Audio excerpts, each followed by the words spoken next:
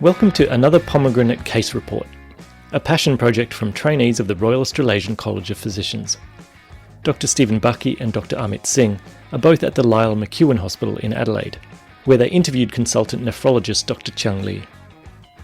A couple of years ago, Dr. Lee attended to a female patient presenting with dull abdominal pain of sudden onset. Getting to the diagnosis was quite a process of elimination, and has been written up in the August 2022 edition of Case Reports in Nephrology. But no spoilers just yet. See how you go at following the exposition. Dr. Bucky will lead the way. Thank you for joining us. My name's Stephen. I'm a neurology registrar at the Lyell McEwan Hospital. And today with me, I've got Dr. Chiang Lee, who's a general nephrologist at the Northern Adelaide Local Health Network. He's passionate about improving the outcomes in patients with kidney disease and has a special interest in chronic kidney disease and dialysis. Thank you so much, Stephen, for having me. And with us, we also have Dr. Amit Singh, who's a basic physician trainee, also at the Lyell McEwan Hospital. Thanks for joining us. Thank you.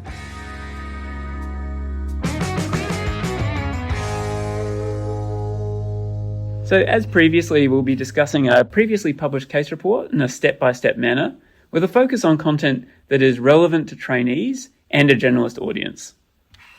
So in this case, we have a 32-year-old female with a history of simultaneous pancreas-kidney transplant for type 1 diabetes 2 years prior to the presentation. Prior to even reaching the present complaint in this instance, Dr. Lee, could you please discuss some of the general themes that are necessary to know regarding a renal transplant patient when meeting them for the first time, as if in a long case for a basic physician trainee? And what about pancreas-kidney transplants as well? Thanks, Stephen. That's a great question to start with. Generally, when you're dealing with a renal long case, in particularly a renal transplant case, I think as long as you approach this in a very systematic manner, you should be fine. What I tend to do is I split this into the pre-transplantation phase as well as the subsequent transplantation period. And in terms of what you look at, or what I tend to focus in the pre-transplantation period, is it will be very important to know what the etiology of the end-stage renal disease, because it will obviously impact on, a disease progression or possibility of a disease recurrence when you're dealing with a post-transplant patient. And it would be good to know what the initial presentation was, how was it diagnosed, what was done to diagnose that, whether a renal biopsy was performed. Nowadays, genetic testing, whether or not that was performed as well. And also evaluating the risk factors for chronic kidney disease or end-stage renal failure, any previous history of diabetes, hypertension, genetic predisposition, family history of polycystic kidney disease, Alport syndrome. I think that those will be important. And also the duration of dialysis, if there was any prior to transplantation, and whether or not they've got any functioning vascular access, i.e. a fistula. In terms of once they've had a transplant, things that will be important to take note is whether or not it was a disease donor transplant, live donor transplant. Some patients may be able to tell you what the matching is in terms of the HLA mismatches, CMV, EBV status if known, and also what the induction agent that has been received, and obviously the immunosuppression they're on. Generally, when you're dealing with a renal transplant patient, the backbone of immunosuppression consists of a glucocorticoid, a calcineurin inhibitor, as well as an antimetabolite such as mycophenolate mofetil or equivalent. And so those will be the starting. And once you've had that, I would also evaluate the complications of the transplantation. You have immediate complications such as delayed graft function, whether or not the patient required a period of dialysis immediately after transplant, which is more prevalent in patient who receives a disease or a cardiac death donor. Any rejection, any mechanical complication requiring return to theatre, and the delayed complications such as rejection, infection, malignancy. I will also explore the complications from the immunosuppression themselves. I'll also focus into the prophylaxis for infections such as any PJP or pneumocystis jirovecii prophylaxis, CMV prophylaxis, and immunization, in particular COVID vaccine or shingles. Other preventative health that should be focused in the transplant case is also malignancy screening and bone health. And what is important subsequently is also the progress of the transplant status at this stage.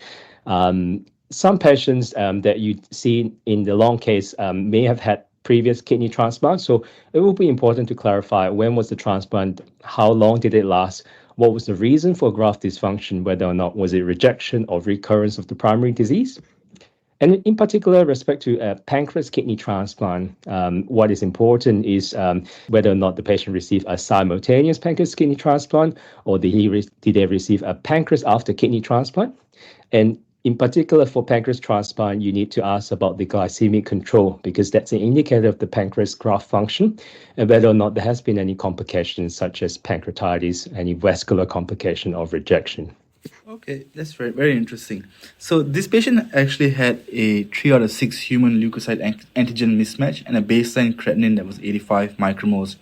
She had no history of rejection or pancreatitis. Otherwise, she had a history of urinary tract infections, migraine, and left optic nerve changes with an MRI 2 days before presentation. I won't go through all of her medications, but she was taking mycophenolate mofetil, 750 milligrams twice daily, tacrolimus, 3 milligrams twice daily, and prednisolone, 10 milligrams once daily.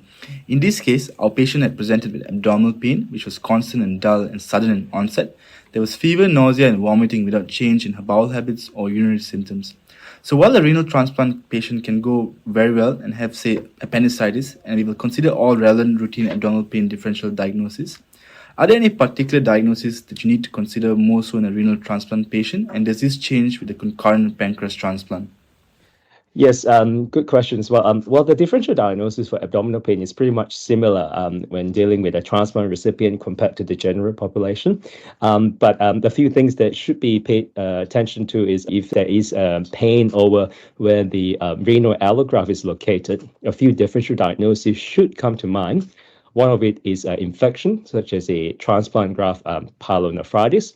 And usually this will be supported by symptoms of fever, dysuria, frequency, cloudy urine, with supportive biochemistry as well as blood testing and culture results. Radiographic findings are not often very specific, but things that you might find in ultrasound, for example, or CT, which would include paranephric stranding. The other differential diagnosis that should be considered is obviously transplant graft rejection. You need a supportive history where there is a suspicion of whether or not there's a non-compliance to the medications, along with an elevated serum creatinine or presence of hemoproteinuria, or even a subtherapeutic immunosuppressive drug level. And supportive features would be any positive donor-specific antibodies and plus minus a biopsy result. And usually the biopsy is required to confirm a rejection. The other differential diagnosis will also include any mechanical complications such as obstructive uropathy or collection. In terms of a pancreas graft transplant, pancreatitis would obviously come to mind when you're dealing with a patient with abdominal pain. And the differential diagnosis of pancreatitis, which I'll explain later, will include infection, rejection, as well as vascular complications. Great, thanks, Dr. Lee. So in this case, physical examination demonstrated hypotension with a blood pressure of 90 systolic, a sinus tachycardia with a heart rate of 100, and a temperature of 34.3 degrees. Examination only demonstrated tenderness over the pancreatic graft. Initial investigations included a blood glucose level of 6.7, an arterial blood gas with a lactate of 3.2, a urine beta HCG that was negative, white cell count of 22, and an acute kidney injury with a creatinine of 159. Liver function tests were normal, and a lipase returned at 3,368. An abdominal CT showed inflammatory changes suggestive of graft pancreatitis. Well, that lipase and CT certainly provides us with some direction in this case of abdominal pain. How would you approach the workup and management of graft pancreatitis? Yeah. So when you're dealing with acute pancreatitis, a few differential diagnoses that comes to mind are gallstone pancreatitis, ethanol, trauma, steroids, mumps, autoimmune diseases, post-ERCP, or certain medications such as immunosuppression, such as azathioprine, the disease-modifying agents such as leflunomide. Antimicrobial can also be a cause, and even anti-diabetic medications such as sitagliptin, exenatide.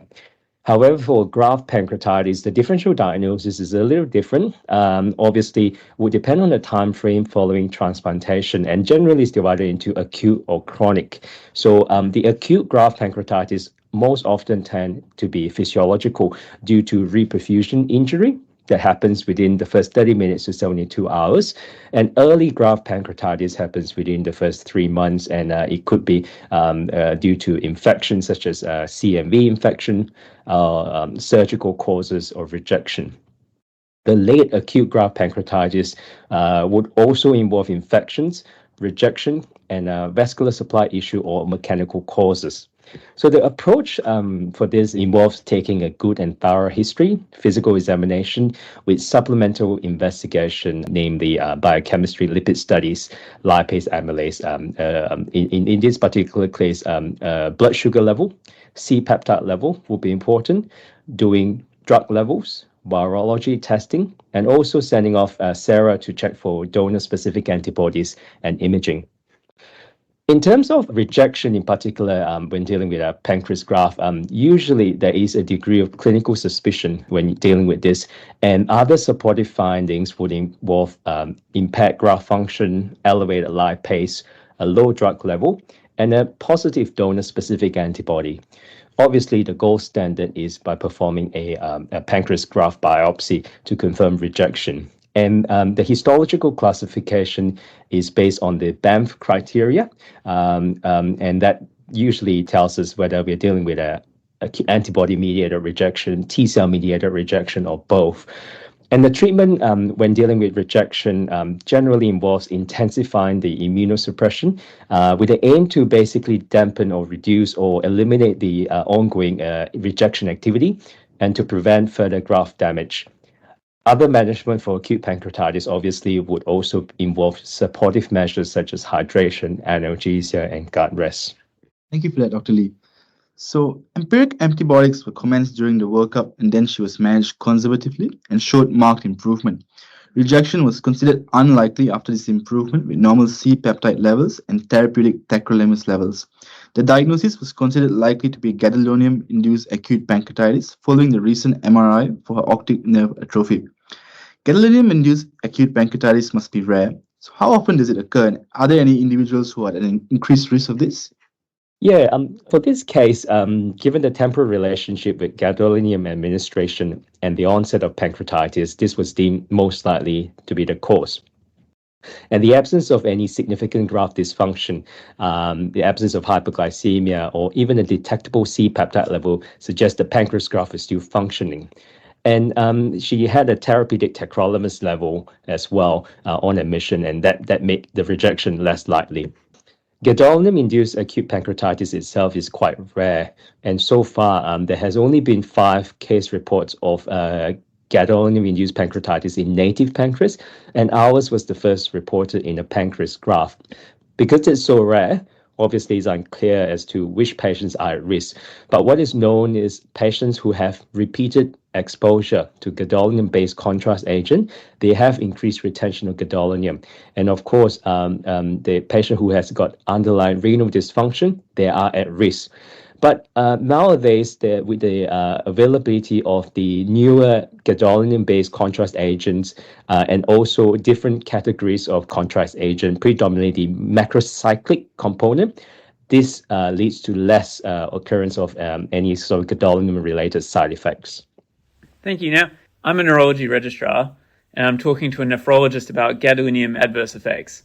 So I have to ask, for our listeners, could you please outline the current thoughts and suggest which guidelines would be good to read about patients with renal dysfunction in the context of nephrogenic systemic fibrosis that may be associated with gadolinium? Yeah, that's a good one. So gadolinium-induced nephrogenic systemic fibrosis obviously is widely known to be quite a nasty complications from gadolinium-based contrast agent.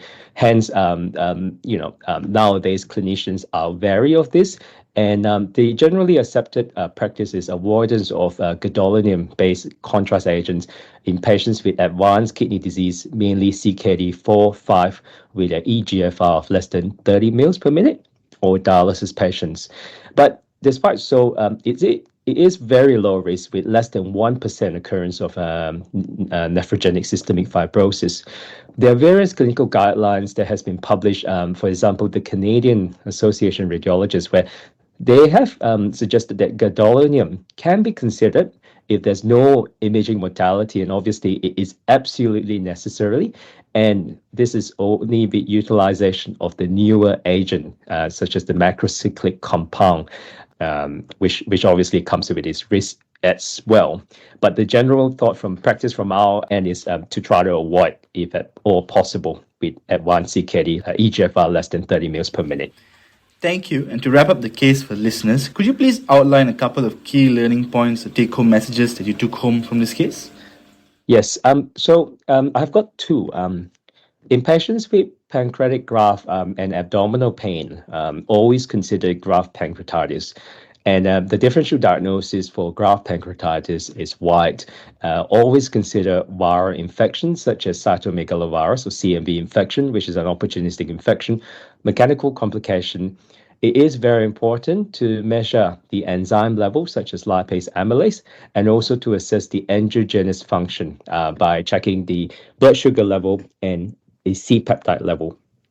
The second learning point is, although gadolinium-induced acute pancreatitis is rare, it obviously should be considered as a differential diagnosis, but this is a diagnosis of exclusion, provided that other common causes of pancreatitis have been entertained and excluded. That does wrap up our recording, but do you mind taking 2 questions of Amit's without notice? Yeah, sure. Thank you. So, I guess my first question is regards to monitoring the severity of disease. With a native pancreatitis, we tend to use like the Glasgow-Imrie score or Apache score. So, I'm just had a question in regards to if it was a transplanted pancreas, would we still apply this kind of scoring criteria to the pancreas? Yeah, good question. Look, first, the diagnosis of acute pancreatitis is based on the Atlanta criteria, which includes basically a supportive history of abdominal pain, presence of elevated lipase or amylase level, as well as radiographic finding. Any 2 out of 3 criteria supports a diagnosis of acute pancreatitis. In terms of the severity score, yes, there are a few. The one that we've used was the Glasgow-Imrie score, which has a higher specificity comparison to the other scores to diagnose. And for patients with graft pancreatitis, it's the same score that we use. Okay, thank you. The second question is to the graft in itself, like a pancreas graft. So we give a patient a pancreas graft, we are utilizing mainly the endocrine functions of the graft. My question is predominantly with what actually happens to the exocrine function of the graft when we transplant it into someone. Yes, so I've got a disclaimer. So I'm not a transplant surgeon or a specialist in pancreas graft, but historically, what has happened is the outlet for the pancreatic duct is anastomosed to the bladder, where the exocrine drainage occurs. So there used to be previously measurements of urinary lipase or amylase level to sort of detect, and that has been done. There has been some complications previously, and the other method that has been used to sort of anastomose or where the connect is into the small intestine or into the intestine. So yes, so there is a place where the exocrine secretion or the pancreas gets channeled to. Yes. Yeah, thank you for that. Well, thank you again, Dr. Lee. I've certainly learned a lot from this case, and I hope our listeners will as well. If they'd like further details, they can read the full article, which is titled Gadolinium-Induced Acute Graft Pancreatitis in a Simultaneous Pancreas-Kidney Transplant Recipient. This was published in Case Reports in Nephrology in 2022. The authors, Dr. Chiang Lee, Rachel Tan, and Nitesh Rao. Thanks for joining us, Dr. Lee. Thank you.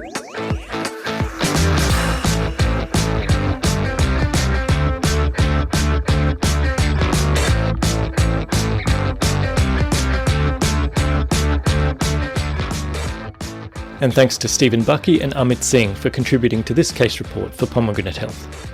I'd love to hear more ideas for cases and research articles to dissect, or any other stories of importance to trainees and fellows alike. Just send an email to podcast@racp.edu.au. Hopefully you already know about all the other online learning resources provided for members of the RACP. Recent e-learning releases include courses on clinical ethics and culturally safe supervision. And as always, the College Learning Series, or CLS, publishes video lectures every month tied to the adult medicine and paediatric basic training curricula. Subscribe to our podcasts by looking up Pomegranate Health in your favourite pod browser, or you can also sign up to an email alerts list from our homepage. This podcast was produced on the lands of the Gadigal clan of the Eora Nation. The RACP has a commitment to advancing the health and education of Aboriginal, Torres Strait Islander and Māori people. I'm Mick Kabat-Zini. Thanks for listening.